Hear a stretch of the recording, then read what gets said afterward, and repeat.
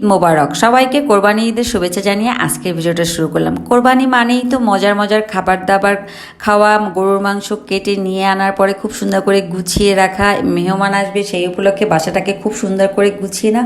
আর এই কাজগুলো আমি যেভাবে গুছিয়ে নিই তাই নিয়ে সাজালাম ছোট্ট একটা ভিডিও। যেখান থেকে ভিডিওটা দেখছেন সবাইকে জানাই অসংখ্য ধন্যবাদ। হ্যালো এভরিওয়ান, আসসালামু আলাইকুম, welcome to our new another blog.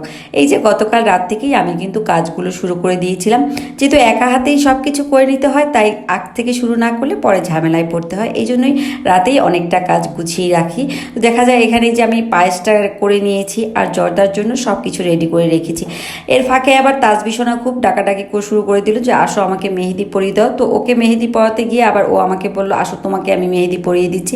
খুব ভালো লাগছিল যে মেয়ে আমাকে মেহেদি পরিয়ে দিয়েছে, যেভাবেই পেরেছে খুব সুন্দর করে পরিয়ে দিয়েছে। তো এরপরে আমি আবার রাতে কিছু কাজ মানে বাসাটাকে একটু গুছিয়ে রেখেছিলাম, মানে ড্রয়িং রুমটাকে, যেহেতু বাচ্চা আছে তাই বেশিক্ষণ গুছিয়ে রাখা যায় না, তাই চিন্তা করে যতটুকু পারি রাতে করে রাখি, বাকি কাজগুলো সকালে করে নেব। তো ড্রয়িং রুমটাকে আমি রাতেই খুব সুন্দর করে গুছিয়ে নিয়েছিলাম। আর সকালবেলা ঘুম থেকে উঠে ডাইনিং, তারপর প্রত্যেকটা বেডরুম খুব সুন্দর করে গুছিয়ে নিয়েছি। আর এই কাজগুলো করা থাকলে অন্য কাজগুলো করে অনেক বেশি শান্তি পাই, তাই তো আমি আগের দিন বা থেকেই গুছানো কাজগুলো শুরু করি, তো পরের দিনে আবার দেখা যায় সব কাজগুলো গুছিয়ে নিতে পারি। এদিকে খাবারগুলো রেডি হয়ে গিয়েছে। সকালের নাস্তায় আমরা প্রথমেই রুটি, ভাজি, ডিম এগুলো দিয়ে খেয়ে নিয়েছি। এরপরে আমি এখানে জর্দা, তারপরে ফিরনি, পুডিং এগুলো বানিয়ে নিয়েছি মেহমানের জন্য, নিজেদের জন্য। আর রাতে যেহেতু মেহমান আসবে তাই চিন্তা করলাম যে কিছু মাছ মাংস এখনই ভিজিয়ে রাখি, দুপুরে কিছু রান্না করে রাখি, রাতে বাকিগুলো রান্না করব। তো প্রথমে চিংড়ি মাছের মালাইকারি রান্না করব, এই জন্য চিংড়ি মাছটাকে খুব সুন্দর করে কেটে ধুয়ে পরিষ্কার করে নিয়েছি। এবার মাছটাকে আমি হালকা করে একটু ভেজে নেব।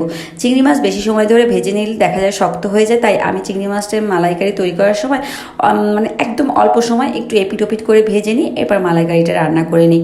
খুবই তাড়ার মধ্যে ছিলাম, সারাটা দিন অনেক বেশি কাজ করতে হয়েছে। কোরবানি মানে তো অনেক কাজ, দেখা যায় যে মেহমান আসলে তো আরও বেশি কাজ বেড়ে যায়, আর মাংস নিয়ে আসলে তো অনেকটা সময় মাংসর পিছনেই সময়টা দিয়ে দিতে হয়। তো এদিকে মালাইকারিটার জন্য মশলাটাও কষিয়ে নিয়েছিলাম, মাছগুলো দিয়ে দিলাম। এবার আমি একটু সময় মানে বেশ খানিকক্ষণ চুলার জালে অন করে তারপরে হাইটে রেখে রান্নাটা সেরে নেব। আর এই তো মালাইকারিটা রান্না করা হয়ে গেছে, মাশাআল্লাহ দেখতে কিন্তু অনেক বেশি লোভনীয় হয়েছিল। এদিকে আপনাদের ভাইয়া আবার কোরবানি দেওয়া হয়ে গিয়েছে, গরুর মাংসগুলো নিয়ে আসছে।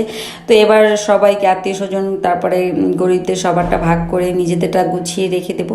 পরে আমাদের জন্য যেটুকু রান্না করব আজকের জন্য সেটা আমি পাতলে নিয়ে নিলাম, একটু বেশি পরিমাণে নিলাম। দেখা গেল যে আজকে তো অনেক মেহমান আসবে, আবার সাথে সাথে দেখা যাচ্ছে যে আগামীকালকের জন্য একটু বেশি করেই নিয়ে নিয়েছি, যে পরপর রান্না করতে ইচ্ছা করছিল না। তো এখানে প্রায় 5 কেজির মতো মাংসই ছিল, তার বেশিও হতে পারে।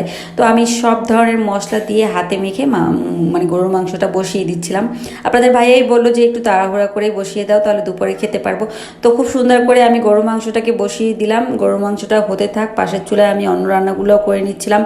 আর সব কাজগুলো করে নিতে বেশ অনেকটা সময় লেগেছিল, সকাল থেকে সেই বিকাল অবধি আমি একটানা কাজ করে যাচ্ছি। সব কাজগুলো কমপ্লিট করতে পারিনি, দেখা যায় আরও অনেকগুলো রান্না বাকি আছে, যেহেতু মেহমান আসবে, মানে আমার ননদ আসবে রাতে, ননদের জামাই, তো ওদের জন্য আরও অনেক ধরনের রান্না করব। তা দুপুরবেলা যা পেরেছি সেটুকু করে নিয়েছি। এখানে গরু মাংস হয়ে গিয়েছে রান্না, আর রোস্ট করে নিয়েছি। রোস্টটা একদম মানে একবারে করে নিয়েছি, যাতে করে হয়ে যায়, একটু বেশি করেই করে নিয়েছি। রোস্টটা একদম মানে কমপ্লিট করে তারপর নামিয়ে রাখবো, রাতে জাস্ট গরম করে তারপর দিয়ে দেবো, আর আমরা যারা এখন খাওয়ার সবাই মিলে খেয়ে নেবো। তো রোস্ট রান্না হয়ে গিয়েছে, উপর থেকে আমি একটু ঘি দিয়ে দিলাম। তো রান্না শেষে একটু ঘি দিয়ে দিলে খেতে অনেক বেশি মজা লাগে আর খুব সুন্দর একটা ফ্লেভার আসে।